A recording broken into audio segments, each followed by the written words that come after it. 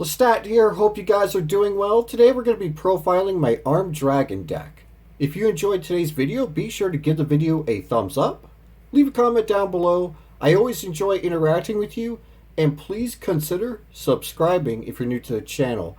Also hit the notification bell. I do have a live Mega Tin case opening coming up, so whenever that arrives, I will be doing a stream that night, opening up my case of the 2022 Mega Tin. So again, hit the notification bell to be notified of when I go live with that. Without further ado, let's dive right into it. Getting right into it, we are playing Triple Pile Armed Dragon.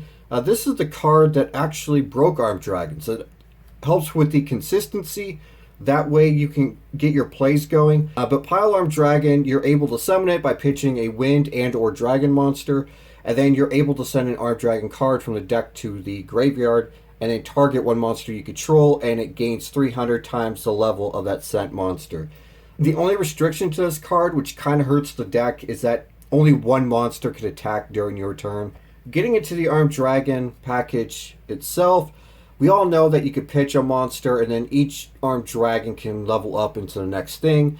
And then the Armed Dragons themselves have effects when they're discarded to activate other Dragon Monsters' effects.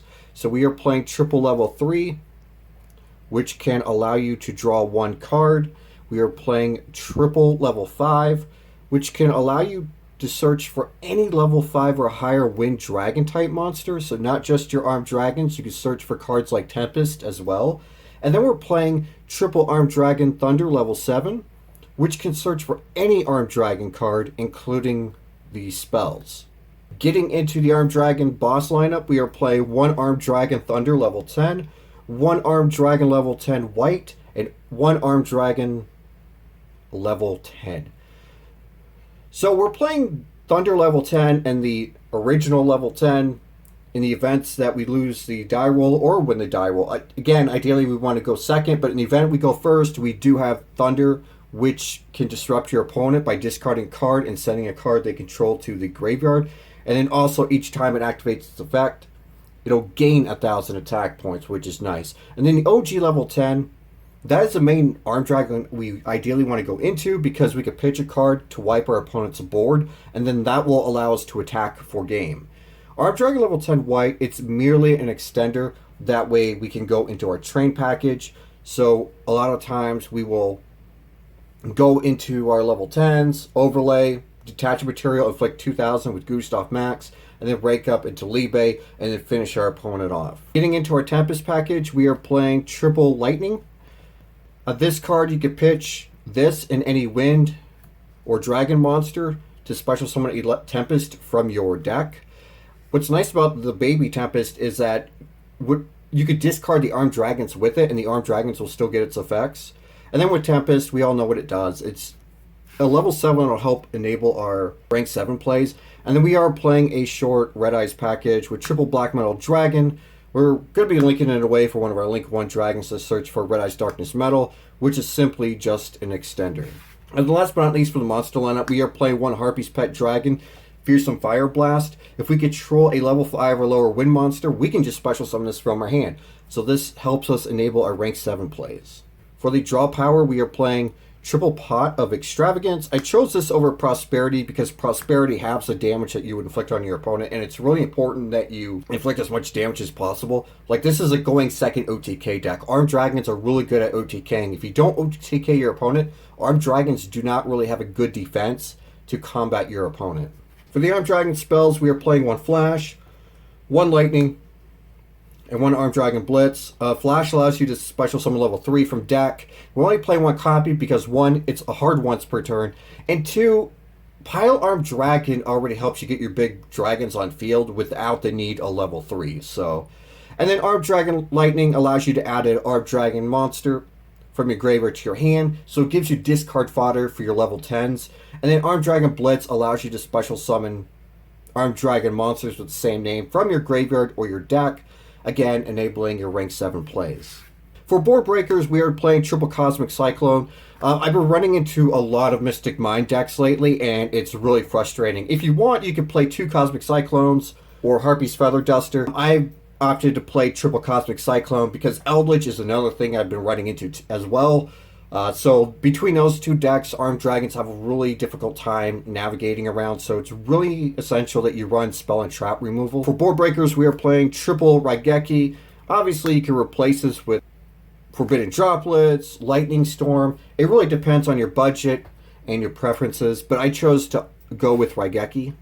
For the Reborn spells, we are playing 2 Return of the Dragon Lords, 1 Monster Reborn. Return of the Dragon Lords not only offers protection for your armed dragons while it's in graveyard, but it also brings back your level 7 dragons, which enables your rank 7 plays. This deck can really turbo out rank 7s just because of the Blitz and the Return of the Dragon Lords. And then last but not least, to counter hand traps, we are playing One Call by the Grave. I'm hoping to pull a couple more crossouts from my case opening. If I do that, I will do an update on this profile because I think crossout designators are really essential to this deck. But if you're on a tight budget like I am at the moment, Call by the Grave is probably the best thing for you. Getting into the extra deck lineup, we are playing 1 Dark Armed, the Dragon of Annihilation.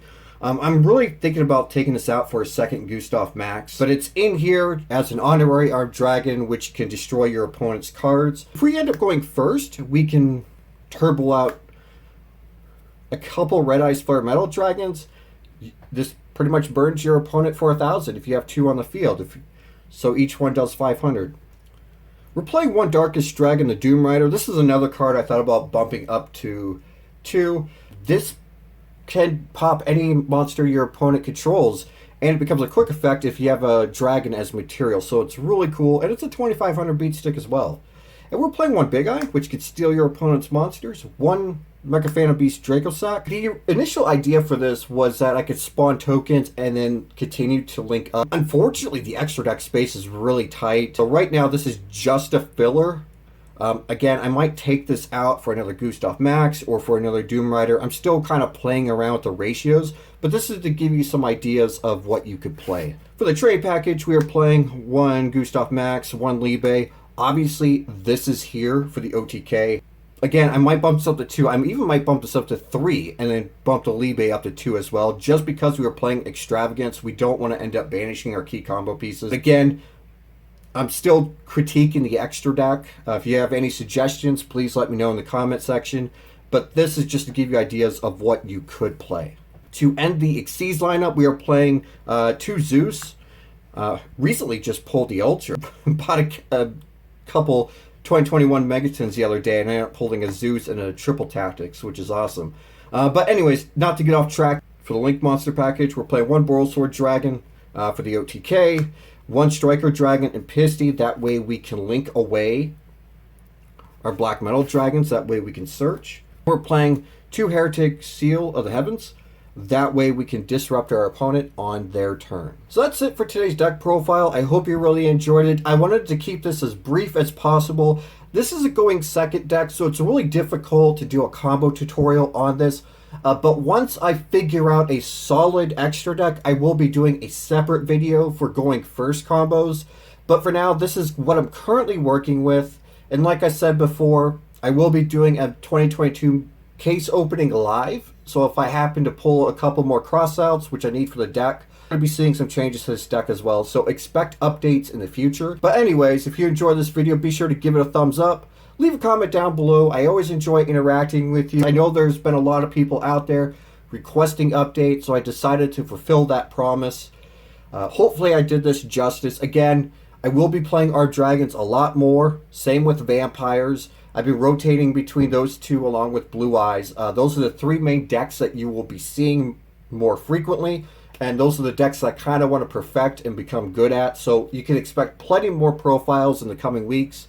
Again, subscribe if you're new to the channel, and also hit that notification bell. Again, I'm going to be doing a 2022 Megaton live opening here on the channel, so you don't want to miss that. As soon as that case arrives in the mail, we're going to be streaming that opening, so keep an eye on those notifications. So until next time, I will see you in the next video, and I am going to stop rambling.